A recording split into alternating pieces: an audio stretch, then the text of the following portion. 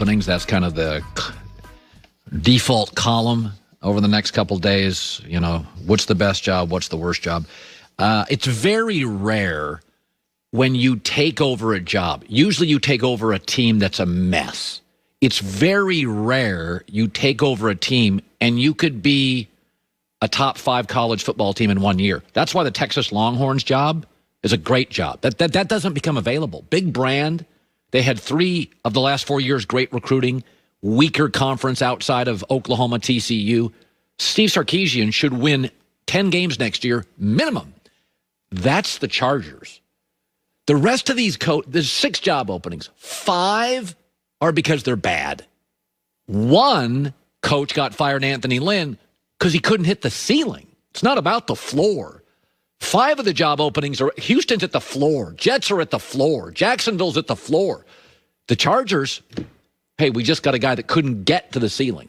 Same with Tom Herman. He went 4-0 in bowls. They wanted better. What you want in a job, this is why the Chargers job is easily the best job. You want a non-meddling owner, check. You want a star quarterback, check. And you want cap and roster flexibility. I think Atlanta's a decent job, but they're in cap hell. You are trapped with Matt Ryan for 2 years. You're trapped with Julio Jones. They have bloated defensive contracts and can't stop anybody. So that job, I get Matt Ryan I like, but you're in cap hell. Houston, same thing. You got no draft picks. You're in a bad cap space, and you got a lot of making up to do. And you don't have the draft picks to make up for the defensive side of the football. So Jacksonville's got Trevor Lawrence. What else? When's the last time in your life you said, Jags, great job? Hasn't been a great job. I mean, Tom Coughlin for about an hour made it look like a good job, but it's not a great job.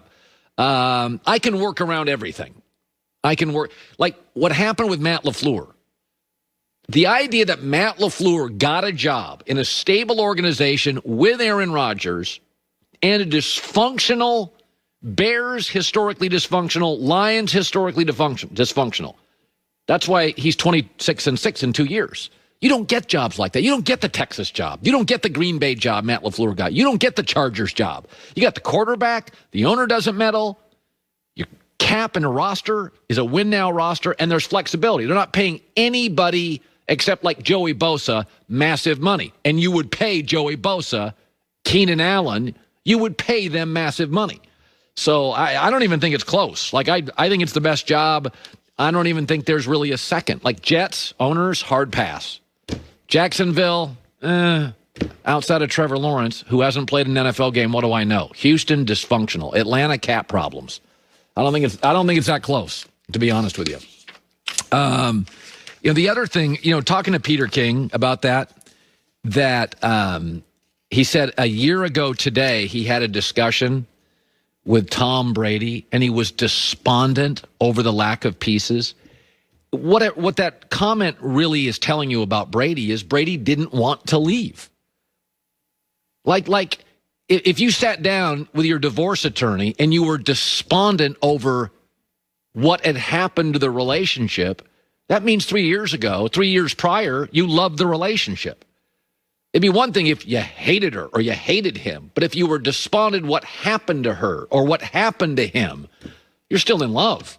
But you just can't see sunlight on the horizon. When Peter King's telling, Brady's telling Peter King that, he didn't want to leave. He didn't want to leave. But New England couldn't draft offensive pieces, and they can't. They have not drafted a Pro Bowler at a skill position since Gronk. He retired and unretired. I mean, that's a long, long time ago. All right, the herd hierarchy, the top 10 teams in the NFL, our final regular season version of it, next. And Peter King is joining us. I said to start the show, what Jason Garrett needs is a better PR person because he won 56% of his games, Parcells at 57. And you can say what you want about Jason Garrett, who reportedly is up for the Chargers job, but we do this all the time. We just bail on people. And I'm like, time out. Meddling owner, 3 division titles. By the way, we went and gave you his stats for 9 years. Number 2 in yards per play in the NFL. I don't know. I look at Jason Garrett with the Spanoses, Tom Telesco, and Justin Herbert, I'm not sure you can do better. Am I wrong? I don't think that's a bad fit at all. I don't think it's a bad fit, but, look, the Chargers are casting a wide net. I think a lot of times when people say, oh, Chargers want to interview Jason Garrett, Chargers want to hire Jason Garrett.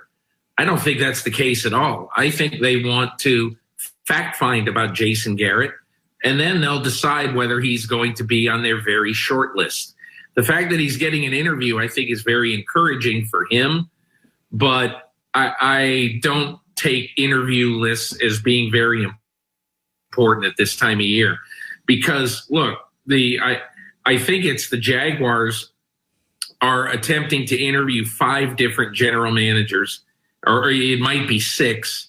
The Falcons have cast a very wide net, both in GM and now coming up in coaches. So I don't know. We'll see what happens. Usually I like to see who gets the second interview.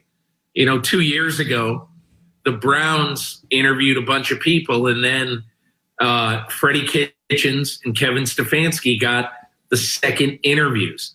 And it was very, very close division in the organization, and they hired Freddie Kitchens. So, I want to see if somebody gets a second interview.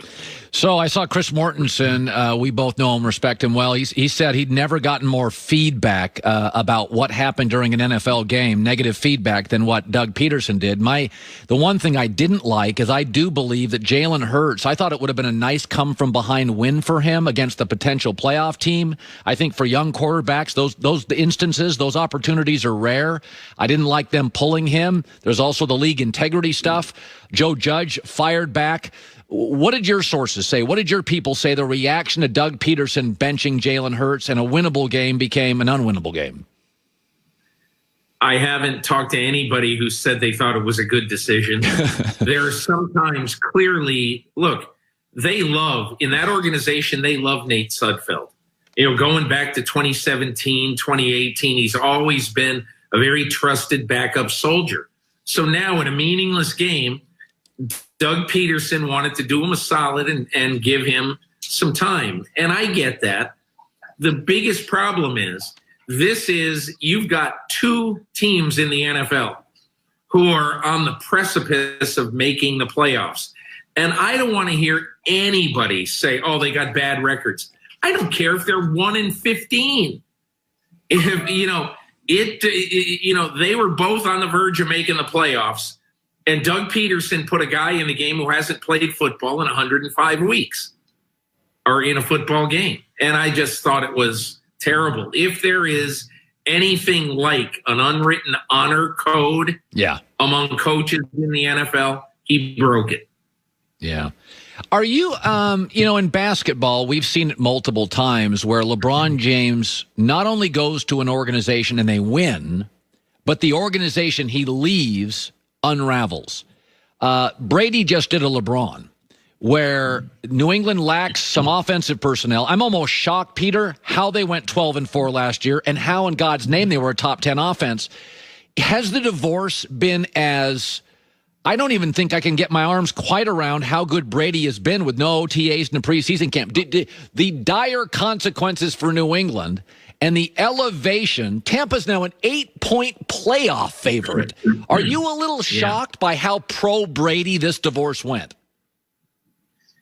Well, Colin, I think you're assuming that if Brady stayed in New England, they'd have won 11 games and found a way into the playoffs. I don't necessarily think that.